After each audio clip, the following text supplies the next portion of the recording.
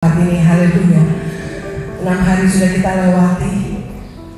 Hari yang terbaik hari ini kita boleh sediakan waktu untuk kita memuji, memuliakan nama Tuhan. Haleluya. Kami yakin dan percaya Yesus. Ketika kami bawa hari ini Tuhan, masalah boleh ada dalam hidup kami atas seizin, tapi kami percaya pagi ini kami mau belajar Tuhan. Kami mau fokuskan pikiran hati kami hanya untuk Engkau Tuhan. Kami pilih untuk tetap menyembah, karena satu hal yang kami harus syukuri, kami punya Allah yang hidup. Haleluya, haleluya.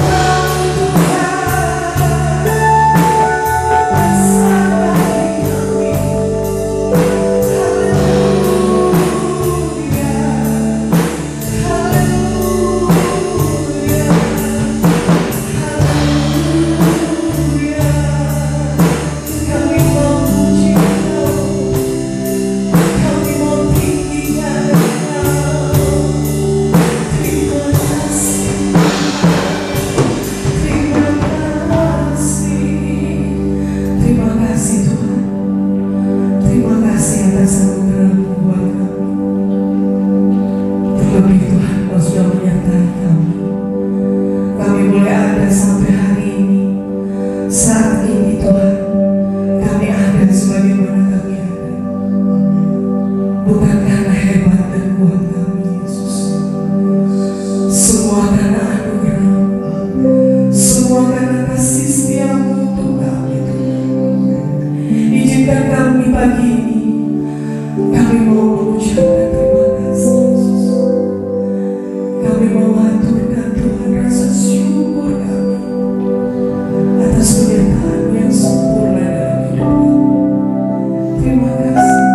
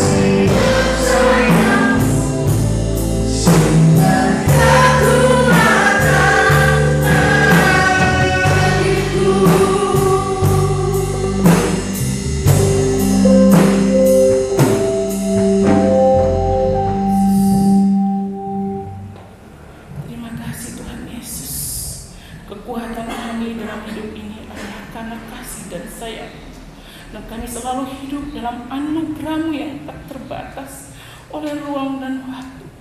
Terima kasih Tuhan Yesus, Engkau terlalu baik, Engkau sangat baik dalam hidup kami. Bahkan di dalam titik terendah kehidupan kami, Engkau selalu memperdulikan kami.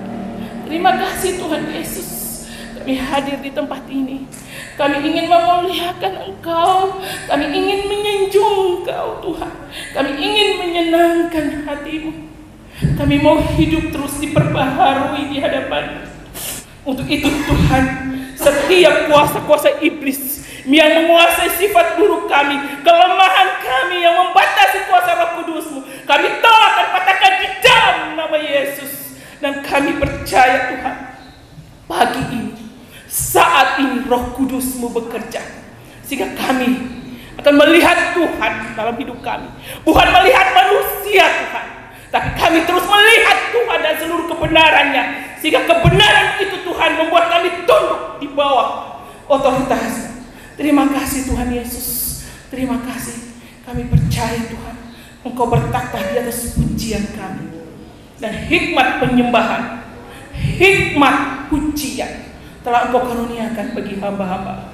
Terima kasih Tuhan Yesus. Dan kami buka ibadah kami pagi hari ini, dan meluaskan kuasa-Mu bekerja di ruangan ini, di pikiran dan di pribadi kami, hanya di dalam satu nama yang ajaib dan penuh kuasa, di dalam nama Yesus. Haleluya, amin. Saya bahwa hari ini kita diberkati. Haleluya. Kita mau memuji memuliakan nama Tuhan, kita mau tinggikan Tuhan pada pagi hari ini. Langit dan bumi memuji Tuhan. Haleluya.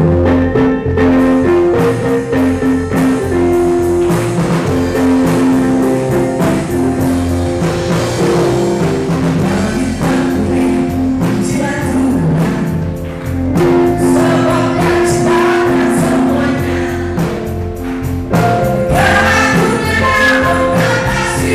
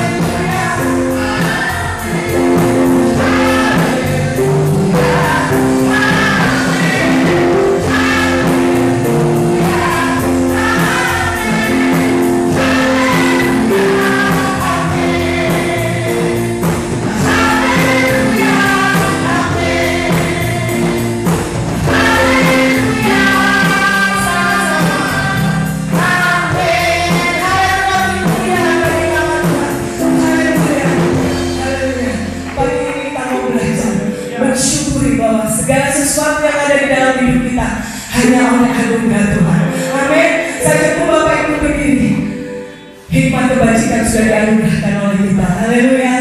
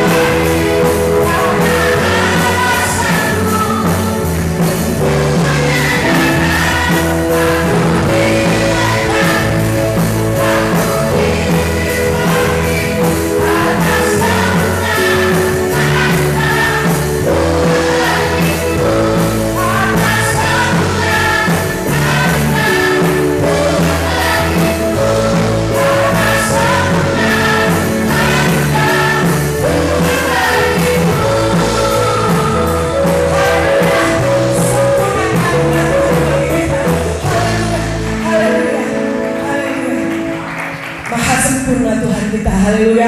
Anugerah yang terbesar adalah anugerah keselamatan. Amin. Anugerah pengampunan adalah anugerah yang terbesar dalam hidup kita. Haleluya. Anugerah membebaskan.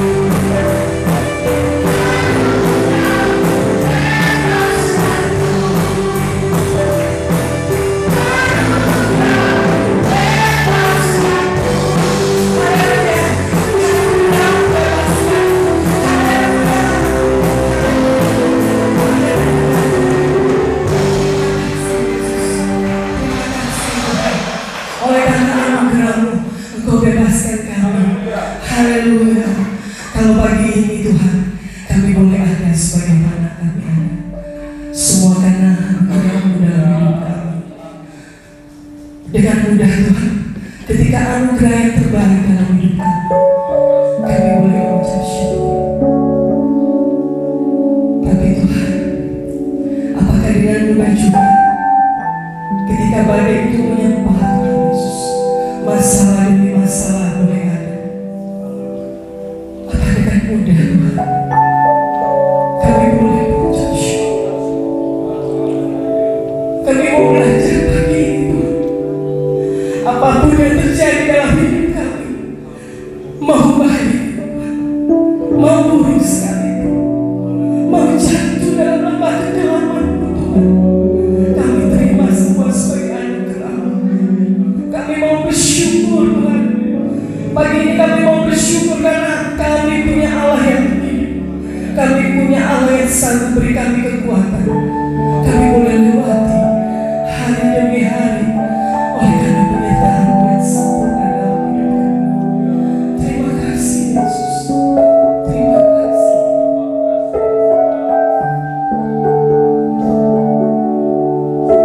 Terima kasih Tuhan.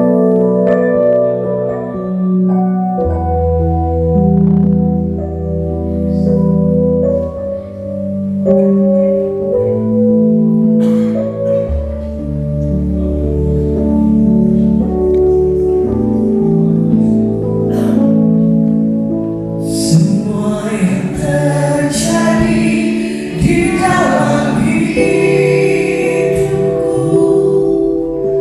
ku tahu atas seizin-Mu Tuhanku. Apa yang Kau perbuat di dalam hidupku, ku terima semua sebagai anugerah-Mu.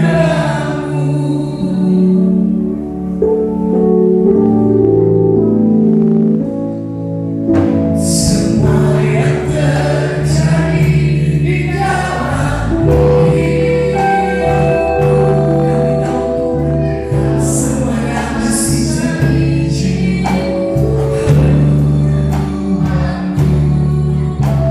Apa yang Kau perbuat di dalam hidupku, ku terima semua sebagai anugerah-Mu. Ku bersyukur Tuhan, hanya semua yang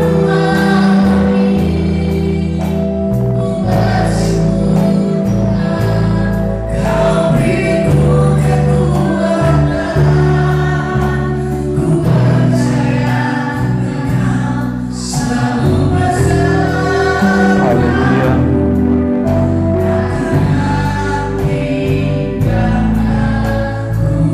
Amin. Ku bersyukur Tuhan, semua yang ku alami. Bapa, pakai kami hamba menjadi berkat bagi anak-anak sekolah minggu. Biarlah berkat pemeliharaan, bahkan masa depan perlindungan menjadi bagian dalam hidup mereka. Dalam nama Yesus kami berdoa. Haleluya. Amin.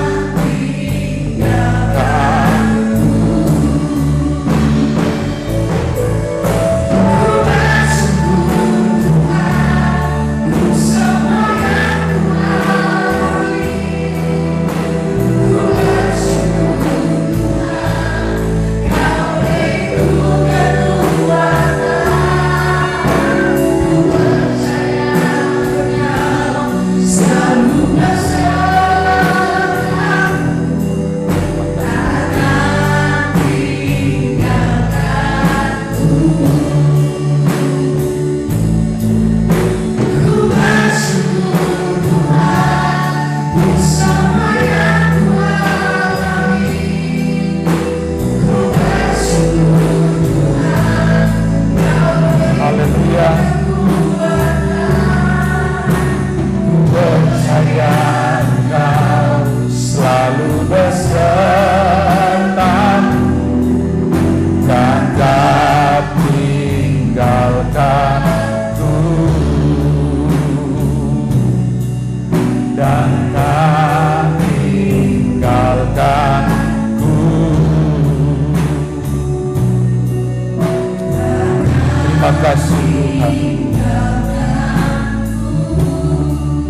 Haleluya.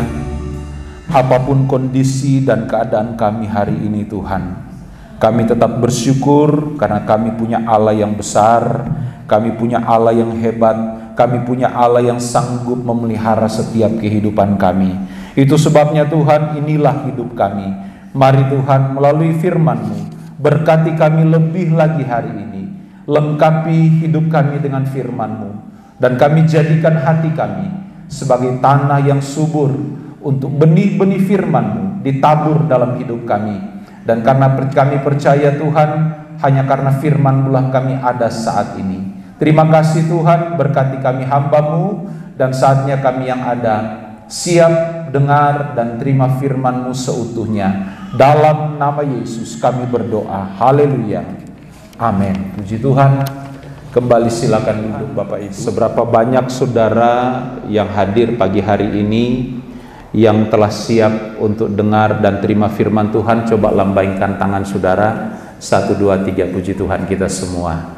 Bapak Ibu, saya tidak sabar menantikan pagi hari ini untuk saya boleh membagikan kebenaran firman Tuhan bagi setiap kita yang hadir. Dan saya percaya bahwa kita semua ada dalam keadaan yang terpelihara dan terberkati oleh Tuhan. Amin. Cuma Om Mimi yang amin. Haleluya. Kita beri sorak-sorai dulu ya bagi Tuhan. Yesus sangat baik. Bapak Ibu, tidak dapat kita selami kebaikan-kebaikan Tuhan yang boleh Tuhan nyatakan dalam setiap kehidupan kita pagi hari ini. Dan saya terlalu yakin, percaya bahwa kita tidak kekurangan satu apapun karena penyertaan Allah itu sempurna bagi kita. Bapak Ibu, tidak makan waktu banyak dalam awal kata saya, karena saya rindu membagikan suatu firman Tuhan yang saya sudah siapkan. Dan saya coba beri tema 3 pilar dalam membangun keluarga kerajaan Allah. Jemaat yang diberkati Tuhan, saya mau bahas dan kupas sedikit tentang pernyataan Paulus dalam surat Efesus pasalnya yang kelima ayat 22 sampai ayat 33. Dan ini bukan kali pertama saya bertolak dari ayat-ayat ini, tapi saya akan bertolak dari sini karena dari ayat-ayat inilah kita dapat belajar dan temukan dasar-dasar pokok bagaimana orang Kristen itu harus membangun rumah tangganya. Informasi yang saya dapat dari internet tentang negara-negara Kristen yang tingkat perceraiannya itu begitu tinggi. Semoga di Ruteng ini enggak seperti itu. Namun sebelum saya lebih jauh menyampaikan firman Tuhan, saya mau tanya dulu satu-satu. Mumpung saya jarang-jarang turun dari mimbar, sekarang saya turun dulu deh. Saya dari Om Joko dulu. Om Joko tunduk kepala terus nah. Mana Tante Sari? Tante Sari kapan terakhir kali Om Joko bilang sayang sama Tante Sari? Enggak pernah. Tuhan Yesus. Serius. Om Yunius, untung Tante Diana tidak ada. Om Yunius kapan terakhir kali Om Yunius ngomong Tante Diana I love you? Tuh kan bingung kapan katanya. Om Yeng, mana Tante Astrid? Coba kita mau bikin survei kecil-kecilan di sini. Om Adi, kapan Tante Sher? Kapan terakhir kali ngomong? Ma, Beb, I love you. Kapan? Waktu pacaran. Bayangkan coba, itu terakhir kali katanya. Coba yang dari Borong saya mau tanya ini, yang jauh-jauh dari Borong. Kapan Pak Beni sama Aci? Lupa. Masya Allah. Pak David kapan sama ibu ngomong, Ma, I love you, Ma? Koher? Ya, udah lama. Udah lama sekali. Ya Tuhan. Om, kapan sama tante? Udah lama ya? Lama sekali. Darah Tuhan Yesus berkuasa. Om Livris kapan terakhir kali sama ibu? Udah lupa ya? Tuh kan? Dari sekian banyak loh kita di sini. Oh, Yesus baik. Oh, darah Tuhan Yesus berkuasa. Oke, kapan terakhir kali saudara kirim WA tanda cinta sama istri atau pasangan saudara? Kapan terakhir kali? Kapan? Tadi pagi. Siapa yang ngomong tadi pagi? Om Jeffrey? Aduh, Tuhan Yesus. Bapak Ibu, come on, sadar. Nah tuh, berantem akhirnya.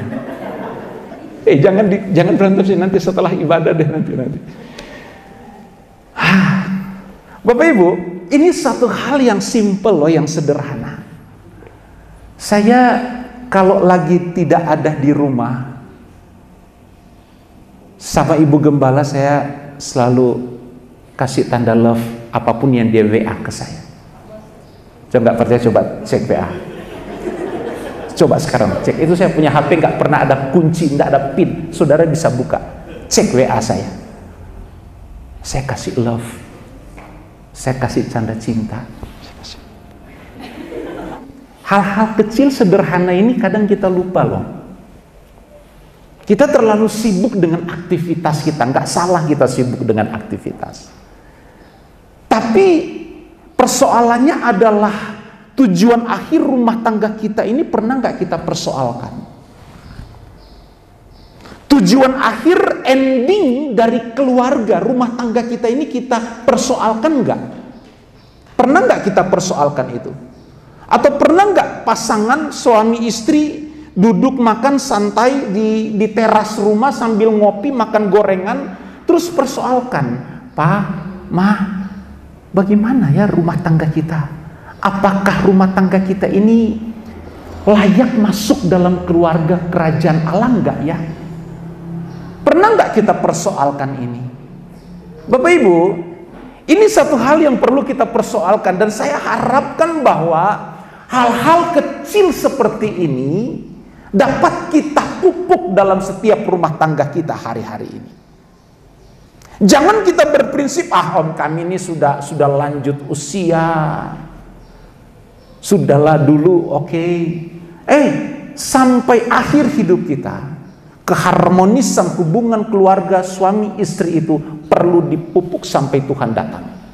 Nggak bisa, tidak ada batasan waktu untuk kita memperjuangkan, untuk kita berupaya agar keluarga kita, suami istri, anak-anak, semua kita masuk dalam kerajaan Allah.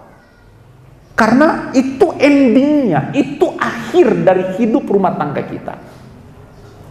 Nah, pagi hari ini Bapak Ibu, saya ingin sedikit mau menanamkan bagi kita, persoalkan prinsip-prinsip dasar dalam membangun hubungan rumah tangga, di mana rumah tangga kita, keluarga kita adalah keluarga kerajaan Allah. Artinya kita punya perjuangan hari ini bukan saja membangun hubungan yang harmonis selama ada di bumi ini, tetapi sampai di rumah Tuhan dalam kerajaan Allah. Ini yang perlu kita persoalkan. Ini yang perlu kita bawa hidup keluarga kita sampai menikmati kekekalan di dalam Tuhan. Nah, kalau keharmonisan, keindahan rumah tangga hanya sebatas kita ada di dunia ini, betapa rugi besar kita hari-hari ini. Sangat rugi kita. Kalau fokus keluarga kita, membangun keluarga kita hanya sekedar kita ada di dunia ini. Kita tidak mempersoalkan, tidak mempermasalahkan tentang kekekalan kehidupan keluarga kita.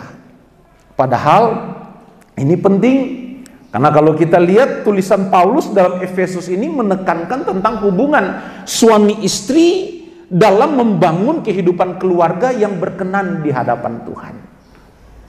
Nah, Bapak Ibu jemaat yang diberkati Tuhan, kalau kita membaca Efesus pasal 5 ayat 22 sampai 33, kalau hari ini kita membaca ayat-ayat ini, Tidak ada masalah sama sekali.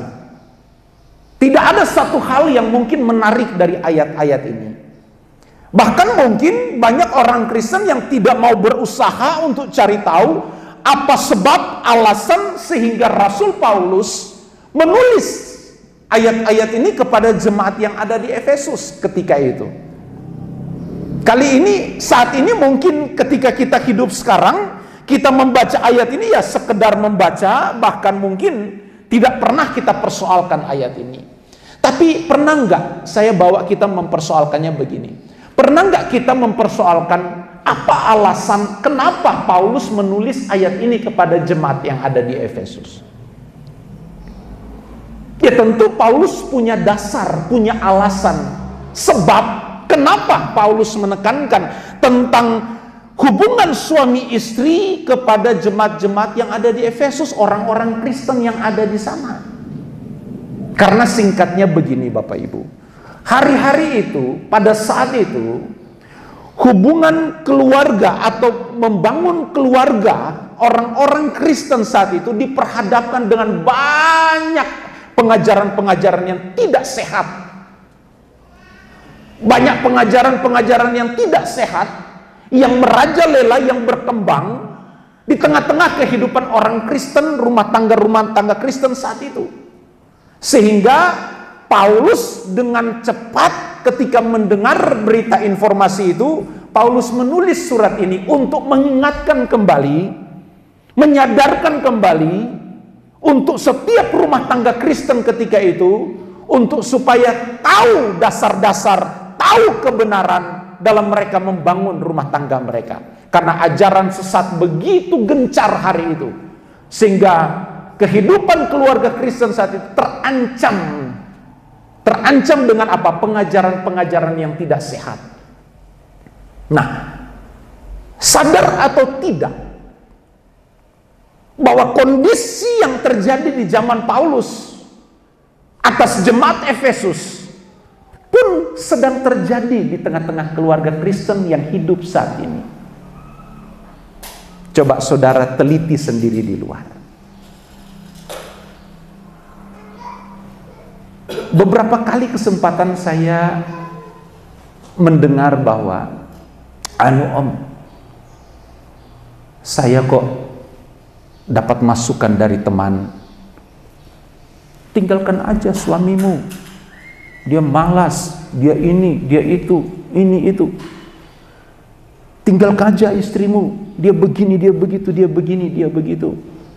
Nah, ini informasi yang kita dapat di luar sana. Nah, saudara bisa bayangkan jika informasi ini saudara telan mentah-mentah, apa jadinya? Maka dari itu, Bapak Ibu, saya mau katakan, untuk supaya menyadarkan kita kembali betapa berbahayanya ketika informasi seperti itu kita serap dari luar. Apalagi yang kasih masukan informasi itu orang yang tidak takut Tuhan. Nah, yang paling cepat dia ngomong cerai. Jalan pintas yang dia katakan pisah saja. Nah, ini sangat berbahaya, mengancam kehidupan keluarga-keluarga Kristen yang ada. Nah, hari ini saya mau membagikan 3 hal yang saya rangkum dari kebenaran firman Tuhan. Saya hanya mengalir saja apa yang Tuhan mau saya bagikan hari ini. 3 pilar. Kalau kita bicara pilar atau tiang, itu penopang sebuah bangunan. Atau pilar juga bisa berarti hal-hal pokok yang perlu kita pahami. Nah, kaitan hari ini dengan membangun keluarga kerajaan Allah, jemaat yang diberkati Tuhan. Yang pertama, saya langsung ya Bapak Ibu, supaya tidak makan waktu banyak. Yang pertama, pilar yang pertama, sebagai dasar pokok kebenaran firman Tuhan, prinsip kebenaran firman Tuhan, dalam kita membangun hubungan keluarga kita, untuk bawa keluarga kita sampai masuk dalam kerajaan Allah. Yang pertama, saudara perhatikan tulisan Rasul Paulus. Paulus katakan begini, hai istri, tunduklah kepada suamimu seperti kepada Tuhan. Karena suami adalah kepala istri, sama seperti Kristus adalah kepala jemaat. Dialah yang menyelamatkan tubuh. Lanjut ayat 24. Karena itu sebagaimana jemaat tunduk kepada Kristus, demikian jugalah istri kepada suami dalam segala sesuatu. Seterusnya dan seterusnya. Singkatnya begini. Hal yang pertama, dalam kita membangun rumah tangga kita, pilar pokok yang perlu kita sadari adalah tempatkanlah Kristus di atas segala-galanya dalam hidup keluarga dan rumah tangga kita. Ini hal dasar, ini hal pokok dan utama dalam kita membangun kehidupan keluarga kita. Kenapa saya tekankan dan menempatkan poin ini di poin yang pertama, Kristus sebagai dasar dan teladan dalam kita membangun hubungan keluarga kita, dalam kita berjuang, dalam kita membawa keluarga kita sampai masuk dalam kerajaan Allah. Ini penting Bapak Ibu.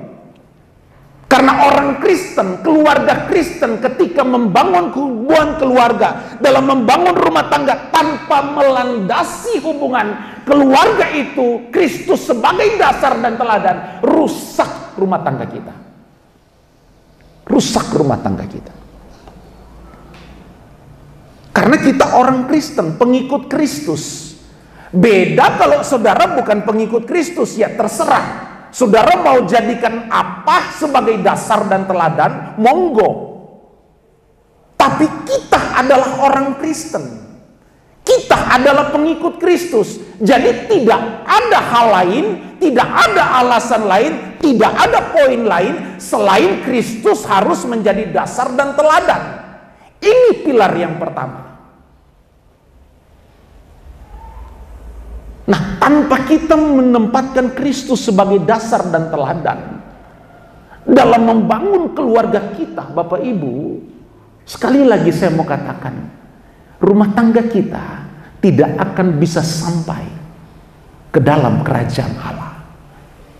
Oke, tanpa Kristus sebagai dasar dan teladan, mungkin banyak orang sanggup, mampu membangun rumah tangga mereka, kelihatannya harmonis. Tapi pertanyaannya, apakah sampai dalam kekekalan? Ini masalahnya. Nah, kalau rumah tangga kita hanya sampai di bumi ini selesai, setelah itu buyar, percuma. Padahal Tuhan menyediakan sorga untuk supaya kita tempati tempat itu.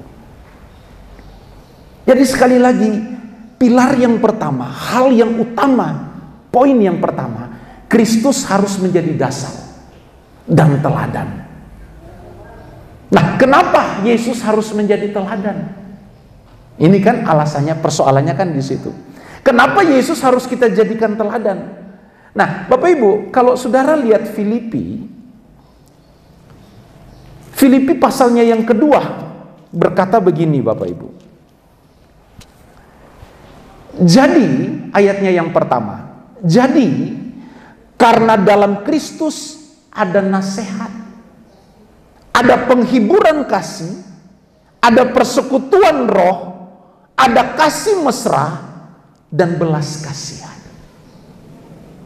Inilah hal-hal yang ada di dalam persekutuan kita dengan Yesus. Di dalam Kristus, Paulus tekankan ada nasihat. Inilah yang ada dalam Kristus, itu sebabnya Kristus harus menjadi teladan. Dalam kehidupan seorang suami, dalam kehidupan seorang istri. Karena tidak ada manusia yang sempurna. Tidak ada istri yang sempurna. Tidak ada suami yang sempurna. Kita tidak lepas dari apa yang namanya salah. Tapi sebagai seorang suami yang menempatkan Kristus sebagai teladan, maka dalam kehidupan suami itu pasti timbul nasihat-nasihat, bukan emosi. Mama sudah salah mungkin. Kata nasihat di sini kalau saya lihat dalam teks aslinya itu memiliki makna kelemah lembutan. Seperti Kristus yang penuh kelemah lembutan. Dan sebagai seorang, karena saya suami, saya berbicara dengan diri saya sendiri ini. Sebagai seorang suami perlu kelemah lembutan, ada kelemah lembutan. dalam kehidupan pribadinya, baik dalam perkataan maupun dalam tindakan. Karena di dalam Kristus ada hal-hal ini. Itu sebabnya hal ini penting untuk kita ingat dalam membawa keluarga kita supaya masuk kerajaan Allah. Kristus sebagai contoh dan teladan bagi seorang suami. Di dalam Kristus itu ada nasihat, ada penghiburan kasih, ada persekutuan roh, ada kasih mesra, ada belas kasih. Itu sebabnya Kristus harus mendasari hubungan keluarga kita. Kristus harus menjadi teladan. Tidak bisa hal-hal lain. Saudara boleh memiliki banyak informasi, banyak referensi dari luar sana dalam membangun rumah tangga, itu baik. Tetapi sebagai rumah tangga Kristen, Kristuslah harus menjadi dasar dan teladan. Tidak bisa hal lain. Kristus harus menjadi dasar dan teladan. Setelah itu saudara boleh menambahkan referensi-referensi dari luar yang positif, oke. Tapi Kristus harus melebihi itu semua. Karena kita adalah pengikut-pengikut Kristus. Yang berikut, pilar yang kedua. Kalau saudara perhatikan bacaan kita, saya simpulkan suatu pesan yang Paulus mau sampaikan kepada jemaat yang ada di Efesus dalam membangun dan mempertahankan keutuhan keluarga atau rumah tangga adalah suami dan istri memahami tanggung jawab masing-masing. Karena ada banyak orang di luar sana, suami nggak sadar tanggung jawabnya apa, nggak paham, nggak ngerti tanggung jawabnya apa. Demikian dengan pasangannya. Banyak loh terjadi seperti itu. Sederhananya sebagai seorang suami Kristen, tanggung jawab yang pertama adalah suami Kristen harus mampu menjadi imam yang baik dalam keluarganya. Imam artinya dia harus bisa memimpin keluarganya, istri dan anak-anaknya untuk membawa kehidupan keluarganya mengenal Tuhan, takut akan Tuhan, dan mempraktekkan kasih itu dalam kehidupan keluarga. Ini dulu hal yang pertama. Kita boleh hebat di banyak hal. Kita boleh mampu melakukan banyak hal. Tapi jika seorang suami gagal untuk melakukan tanggung jawabnya sebagai seorang imam dalam kehidupan keluarganya, bagaimana mungkin seorang imam atau seorang suami ini mampu membawa keluarganya masuk dalam kerajaan Allah? Nggak mungkin. Harus menjadi imam yang baik. Yang pertama adalah membawa keluarga, istri dan anak-anak seisi rumah mengenal Tuhan dan takut akan Tuhan. Sudah nggak kita lakukan ini? Ini tanggung jawab. Selain sebagai seorang suami, dalam kehidupannya ada tanggung jawab untuk memberikan nafkah batin. Oke. Tidak bisa tidak, itu harus. Tapi kadang kita lupa. Kita mampu untuk hal yang lain, tapi kita gagal untuk hal yang lain. Tanggung jawab ini jangan sampai seorang suami lupa. Saudara giat bekerja, kita semua punya aktivitas, harus kerjakan itu dengan baik. Tapi tanggung jawab kita sebagai seorang imam dalam kehidupan keluarga pun harus kita garis bawahi. Nah, bagaimana juga seorang suami dapat membawa istri dan anak-anak takut akan Tuhan kalau si suami juga nggak pernah buka Alkitab? Nah, ini juga repot. Malas ibadah, malas persekutuan. Nah, ini kan nggak mungkin. Jemaat yang diberkati Tuhan, tidak mudah untuk kita membawa kehidupan keluarga kita ini sampai masuk dalam kerajaan Allah kalau kita nggak sungguh-sungguh berjuang dari sekarang. Karena saya katakan bahwa seleksi masuk surga dimulai dari saat ini, enggak nanti. Seleksinya mulai dari sekarang. Nah, demikian dengan kehidupan keluarga kita, seleksi kita ini mulai dari sekarang. Seleksi untuk membawa keluarga kita menjadi keluarga kerajaan Allah, seleksinya hari-hari ini. Sampai pada akhirnya ketika Tuhan datang kali yang kedua atau kita dipanggil pulang oleh Tuhan.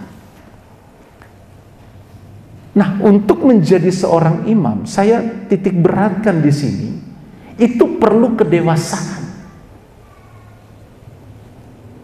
Perlu kedewasaan yang utuh di dalam pengenalan kita akan Tuhan. Tanpa kita menjadi dewasa dalam Tuhan, kita bisa gagal.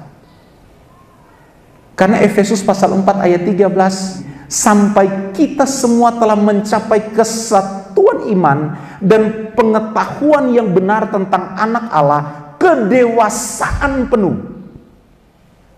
Jadi orang Kristen tuh harus benar-benar penuh. Kedewasaannya dalam Kristus harus sempurna. Kata penuh di sini artinya tidak ada yang kurang, sempurna. Nah, kedewasaan ini penting Bapak Ibu. Penting untuk terjadi dalam kehidupan kita, apalagi kita sebagai seorang suami. Dewasa di dalam pengetahuan akan Kristus itu penting. Ada pertanyaan waktu saya seminar kemarin pertanyaannya begini. Kenapa dalam satu keluarga itu dari beberapa generasi itu selalu ada perceraian.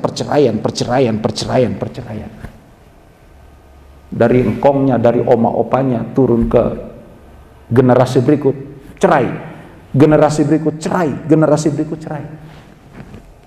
Pertanyaannya, dia tanya begini, apakah itu kutuk? Kalau saudara, kalau saya bukan kutuk, karena kutuk Tuhan sudah bereskan di kayu salib. Tidak ada kutuk yang mempan dalam kehidupan orang yang benar-benar Kristen.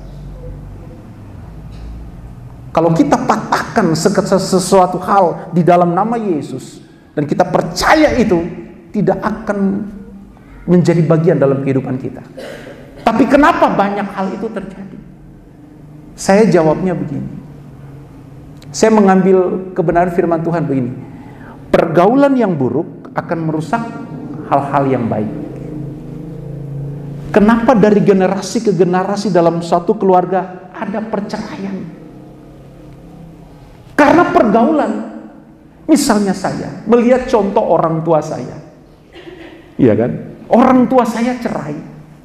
Walaupun saya nggak ngomong, Pak, kenapa cerai begini, tapi terekam di dalam otak saya, di bawah alam bawah sadar saya, tingkah laku orang tua saya terekam di sini.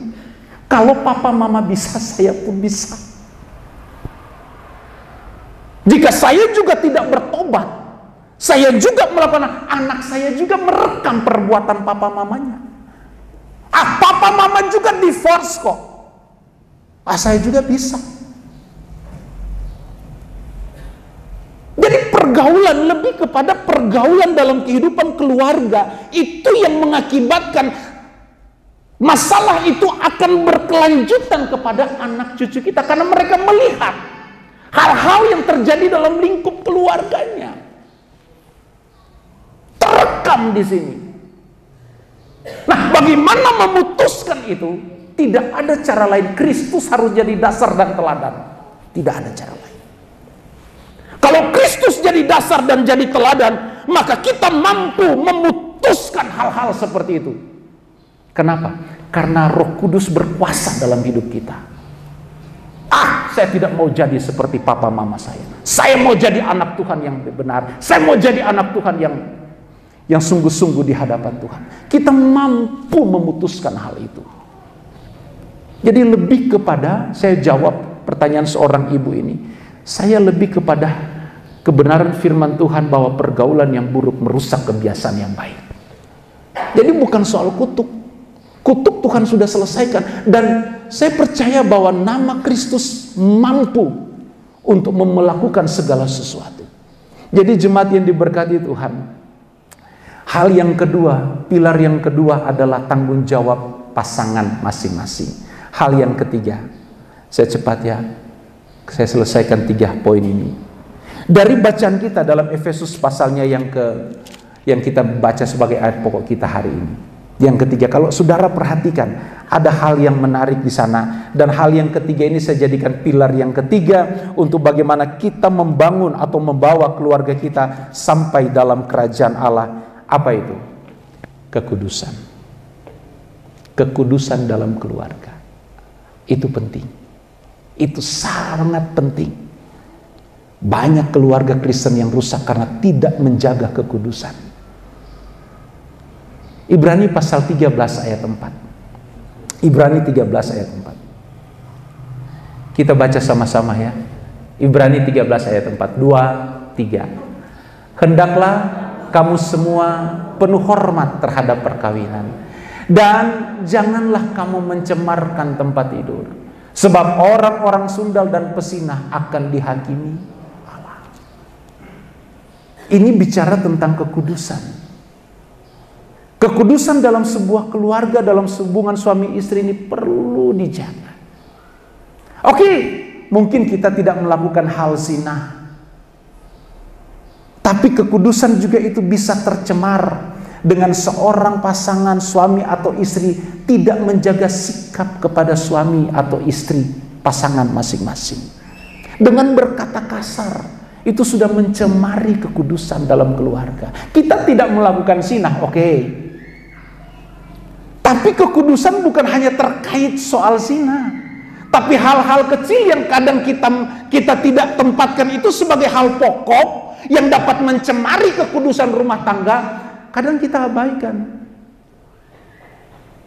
Berkata kasar kepada pasangan, maki lagi kepada pasangan, itu bahaya. Itu mencemari kekudusan. Mencemari kekudusan. Itu dengan verbal, dengan tingkah laku. Kadang kita tanpa sadar kita juga sudah mencemari kekudusan. Karena Alkitab katakan apapun yang kamu lakukan, baik dengan perkataan maupun tindakan, lakukanlah segala sesuatu berdasarkan nama Tuhan Yesus Kristus. Jadi 3 pilar ini harus kita catat baik. Yang pertama, Kristus harus menjadi hal yang terutama dan yang utama dalam kehidupan keluarga. Yang berikut adalah tanggung jawab dalam kehidupan kita suami dan istri, memahami tanggung jawab masing-masing. Yang berikut, yang ketiga adalah kekudusan. Saya percaya bahwa firman Tuhan tidak akan lalu secara percuma. Kekudusan itu penting, Bapak Ibu. Penting sekali. Karena tanpa kekudusan, Alkitab katakan apa? Tidak seorang pun melihat Tuhan. Nah, bagaimana mungkin kita mampu bawa keluarga kita sampai dalam kerajaan Allah kalau kita tidak menjaga kekudusan dalam keluarga kita? Ini penting, Bapak Ibu. Apalagi di akhir zaman, tantangan dalam membangun rumah tangga itu tidak mudah.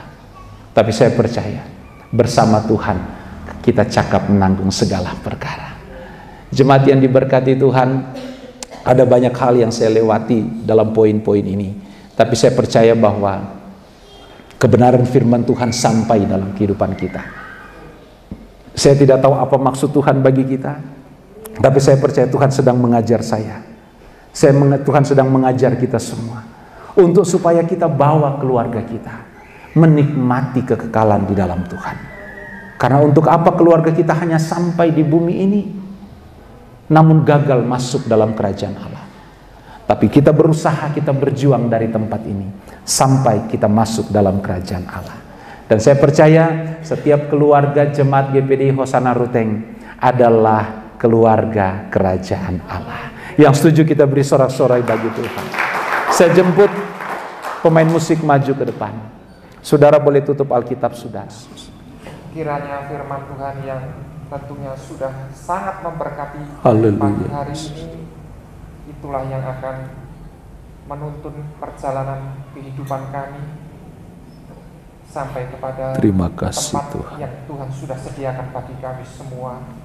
Dan inilah kami Tuhan, umat-umat-Mu, segenap jemaat, inilah segenap hidup kami.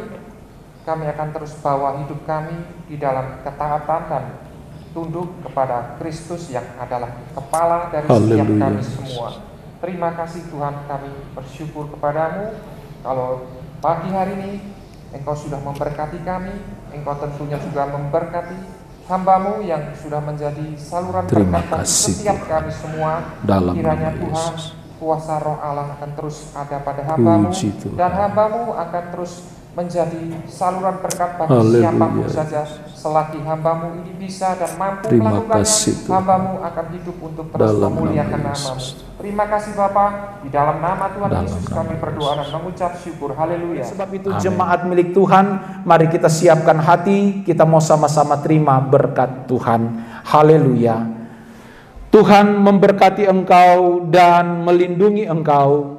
Tuhan menyinari engkau dengan wajah-Nya dan memberkati engkau dengan kasih karunia-Nya. Tuhan menghadapkan wajah-Nya kepada setiap kita dan memberkati kita dengan damai sejahtera-Nya. Oleh sebab itu jemaat milik Tuhan, pulanglah dan bawalah berkat damai sejahtera dari Allah Bapa, cinta dan kasih sayang dari Tuhan kita Yesus Kristus, dalam persekutuan Allah Roh Kudus, menyertai dan memberkati kita semua hari ini, bahkan sampai Maranatha, Tuhan datang kali yang kedua. Sebab di dalam nama Bapa, Putra dan Roh Kudus, yaitu dalam nama Tuhan Yesus Kristus, Kepala Gereja kami yang kudus, kami akhiri ibadah kami saat ini.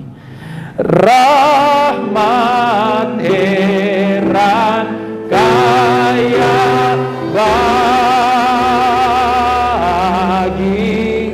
bagimu. Amin. Hati-hati di jalan, Tuhan Yesus memberkati.